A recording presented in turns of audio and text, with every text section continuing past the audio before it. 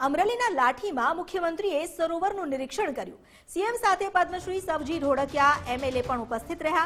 વિકાસ કાર્યોને લઈને મુખ્યમંત્રી અમરેલીના પ્રવાસે છે।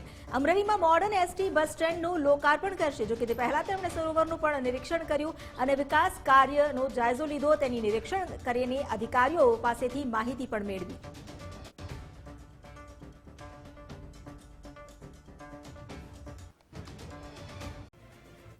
तो मुख्यमंत्री भूपेन्द्रभाई पटेल जो पहुंचा है अमरेली और करी रहा है संबोधन सांभळीए। हूँ ज्यारे ज्यारे अमरेली आयो छुं तारे कीधुं छे के आयोजनबद्ध रीते तमे जे पण काम आपशो ए काम गुजरात सरकार करवा माटे हर हमेश तैयार छे। तमारे आयोजन करवुं पड़े के भाई पहेलुं काम कयुं लेवुं छे, बीजुं कयुं लेवुं छे, कारण के आखा गुजरातनुं आपणे साथे ज आगळ वधारवुं छे। एकलुं अमरेली नहीं, आखा गुजरातना आपणे साथे आगळ वधारवुं छे। गई काले ज एक खूब सारो कार्यक्रम सूरत खाते कर्यो। माननीय नरेन्द्रभाईए जे विकसित भारत अने हमणां ज कीधुं एम के विकसित गुजरात माटेनो जे रोड मेप छे ए नीति आयोग द्वारा नीति आयोगनी साथे गुजरात सरकारे सौथी पहलो रोड मेप जो कोईए बनायो आखा देश तो ये गुजराते बनायो छे। अने ए प्रमाणेनुं काम आपणे गईकाले ज सूरत ने सेंटर राखी अने 6 जिल्लानो रोड मेप त्यां तैयार थई गयो छे अने ए आपणे आगळ वधारवा जई रह्या छे।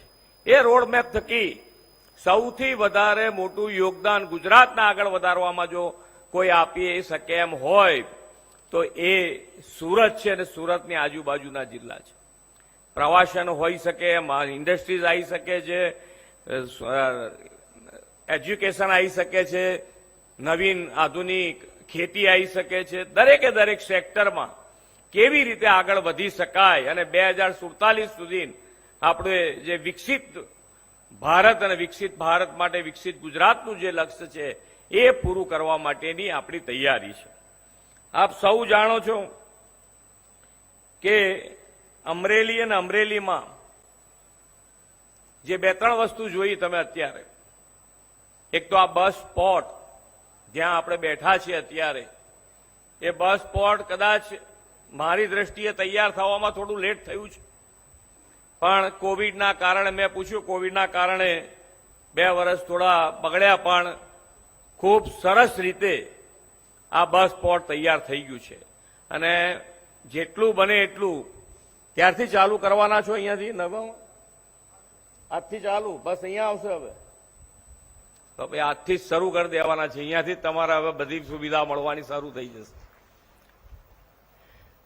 માનનીય નરેન્દ્રભાઈ હર હંમેશ જે પણ યોજના બનાવી છે એ યોજના નાના માણસને, છેવાડાના માણસને કેન્દ્રમાં રાખીને બધી યોજનાઓ બનાવી છે। નાનામાં નાનો માણસ, છેવાડાનો માણસ કેવી રીતે મુખ્ય પ્રવાહમાં આવે એના માટેનો હર હંમેશ એમણે પ્રયત્ન કર્યો છે।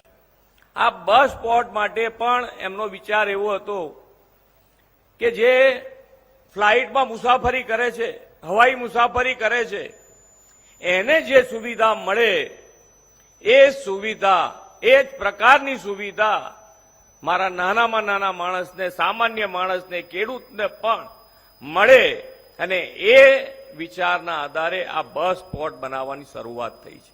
દરેક સુવિધા આની અંદર સારામાં સારી આપવામાં આવી છે અને એ જ